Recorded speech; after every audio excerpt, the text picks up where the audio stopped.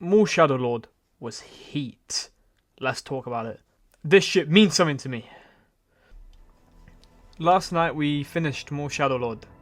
The world finally saw its conclusion. I think every corner of the globe now has seen the episode. Obviously, a spoiler warning for that. If you have not seen it yet, we will go into spoilers of the show. I've not had an opportunity to talk about the whole thing yet. I went into Maul Shadow Lord with not low expectations, but also not high. Star Wars media recently has obviously been, and it's not been particularly good, nor has it been particularly consistent either. And animated media has been like here, and live action is like here at the moment. Animated is clear, but we've had projects like Tales of the Empire that are like down here as well, and not that good. As for this, it's a whole different kettle of fish, I think. Maul Shadow Lord is a different beast compared to other Star Wars media we've had with Disney. This project is something that I think came from a real place of passion and craftsmanship, and I think there was so much effort that went into this show, and you can just see it in every frame. The way it's animated, the attention to detail. I love Maul Shadow Lord, and I think it's my favourite Star Wars project in the last 10 years. That's Force Awakens till now, best project, I think. Better than Clone Wars Season 7, as I mentioned before, as a complete package in one of my other logs. It is a much better overall package than Clone Wars Season 7 is. Let's just talk about the show itself. Maul Shadow Lord started out the traps fucking firing. It came out, and the first 2 episodes were very good. By contrast to the rest of the season, they aren't anything special, I don't think. But they were a really solid introduction to the show, and the way they characterized Maul was fantastic. And I think the show actually only got better week after week. The show was going in a direction that I think a lot of people expected it to go, which isn't a bad thing. I think, Maul was planning on Devon's change, and the Inquisitors were hunting them down. Eventually they were going to cause a problem and have to get off world, because Maul obviously doesn't stay here, and he has to get to Malachor at some point, and he also has to become the leader of Crimson Dawn at some point. Maul in this show is, I think, the best version of Darth Maul we've ever had. In the Clone Wars, Sam Witwer was fantastic. His return in Season 4 was incredible. Ever since, Darth Maul has been one of the better characters in Star Wars since his comeback after his, supposed death in The Phantom Menace. But this show really did take him to another level. I think he's extremely poised, composed, and tactical throughout the whole thing. He plays this whole show like Palpatine does the Galactic War.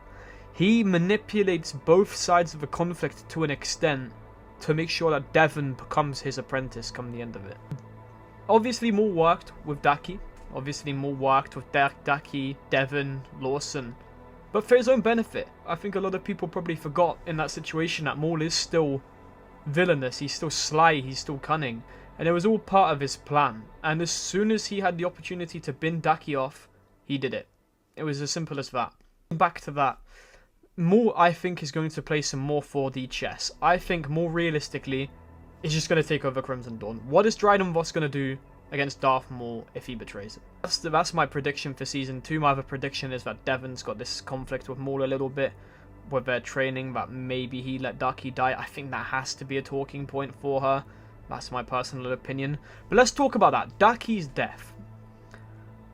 I'm kind of gutted, because I really enjoyed Daki. Daki is one of those characters that obviously is now going to be exclusive to this piece of media. We're never going to see him again. I loved him. I thought he was fantastic. I thought he was really good. Maul was trying to turn both of them to the dark side. Obviously, in particular, Devon. And he just wasn't budging. He was a true Jedi, and he was a true warrior. And to be honest, he didn't really hold his own against Vader. But he did a pretty good job. He lasted so long. The second that Maul realized that he couldn't defeat Vader with Daki, it was wraps. He had to go. He had to get out of there. And it means he survived. It means he got Devon. So Maul just won in that finale. Massively.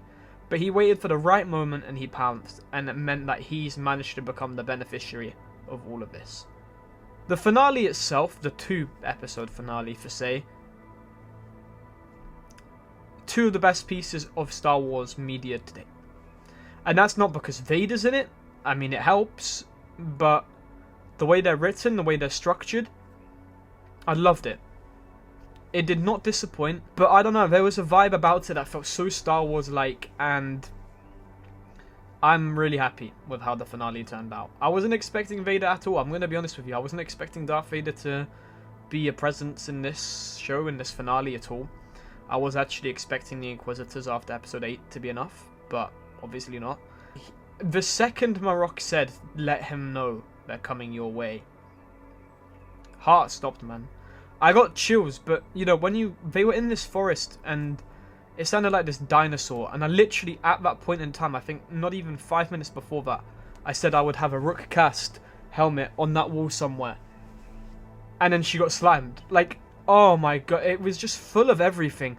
We had a really good sacrificial moment for Icarus versus the Stormtroopers, and the droid dying was also really sad. Obviously then Lawson's death in the finale too.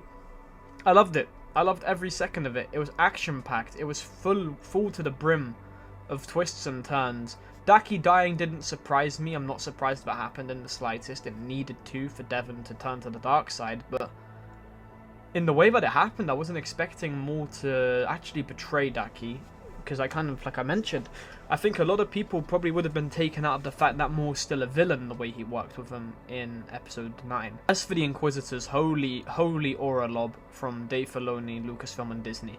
They put 2, not even 1, they put 2 of the most disrespected Inquisitors that Ahsoka mogs into this show. And when you see the 11th brother come off that ship in the first trailer, you're like, isn't this the guy that got beaten by someone with no lightsaber? My god, does he hold his own. And the same with Marok. I mean, Marok, they're both going to be back in Season 2, I'm sure. I'm so excited for that. The show as a whole, I don't think there is one episode that you can look at right now and say it's bad.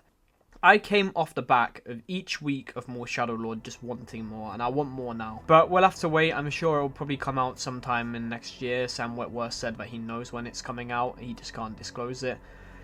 But I love the tone. I love the darkness. It's really gritty. It almost feels, and this might be a bit far-fetched to say, someone might, it almost feels DC-like. It feels Gotham-like. Like, it's so dark, it's so dingy, and it's so grounded in its own way. Like, I think Lawson really helps with grounding the story, because obviously you've got loads of people with lightsabers, you've got 3 with lightsabers, and you've got the 2 Inquisitors chasing. But it felt really dark and gritty, and it really felt like a proper crime show, and a proper detective case, I think, at points. And I really, really liked that. I was really on board with that. Don't start with the art style, because we all know no one dislikes Clone Wars art style. Even the old one, as dated as it looks now, everyone loves it. The score, I mean, I picked it up instantly, but the Battle of the Heroes nods in the 2 final episodes, perfection.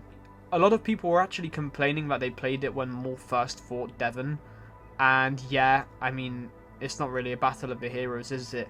But the one they played where Devon, like, jumps out over to the skimmer, that was sick. That was sick. I don't think this show missed on a character that's going to most likely be exclusive to this media. Now, Devon could easily become wider, and I think Devon actually might become a broader face in the franchise. That's a little prediction there. Lawson, one thing I didn't like in the early parts of the show, and I think it was more specifically episode 2, and it wasn't a bad episode, when the show really put the focus onto him, you felt a bit bummed out, because it's Maul's show, and Maul should be at the center stage all the time. But he was fantastic. His dynamic with his son, his dynamic with Two Boots, his dynamic against the Empire, because he doesn't necessarily agree with them, was all fantastic. I don't think anyone is complaining about Lawson in this show. But he went out in a great way. And I think his character was fantastic. And I think Lucasfilm did a great job there. Devon, didn't have a bad episode, similar to Daki and the rest. Devon didn't have a bad moment. Devon's character... Devon reminds me of Ahsoka, and it's kind of why my theory comes into play a little bit that I mentioned last night in my theory video before the finale came out. I believe Devon won't be able to bleed a Kyber crystal. Now, she looked pissed in that finale. Her voice changed to this demonic sound, this blood-curdling shout. I will kill them! I don't think she has it in her to bleed a Kyber crystal. I don't. And I think Maul is going to give her one of his hilts. That's my prediction. And I think eventually she's going to realize that she's still not about this life and become a white Jedi. And then finally, the elephant in the room. What everyone probably wants to know. Vader. I spoke to my friend this morning that doesn't even watch Star Wars, right? Why is Vader not in Star Wars more? Why is there not a Vader show?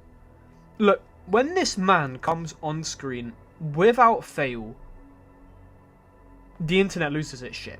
This community will lose its shit when Vader comes on screen. That is a known fact. When Vader appears, you know something is about to go down, because he is that important to actually bring into play for the Empire. I'm going to be completely honest, I didn't think there was a place for him in that finale before I watched it. As soon as he came, I threw that completely out the window. This character isn't even fan service. It's not even, oh, that's Vader, let's just put him in there.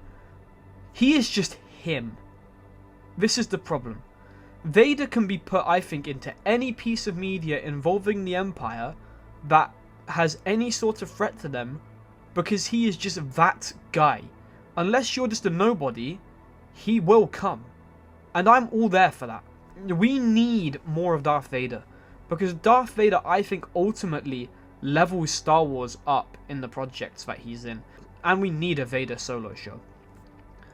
On that note, I'm really excited actually for Vader Episode 2 from Star Wars Theory, because that is supposed to be coming out in just over a month.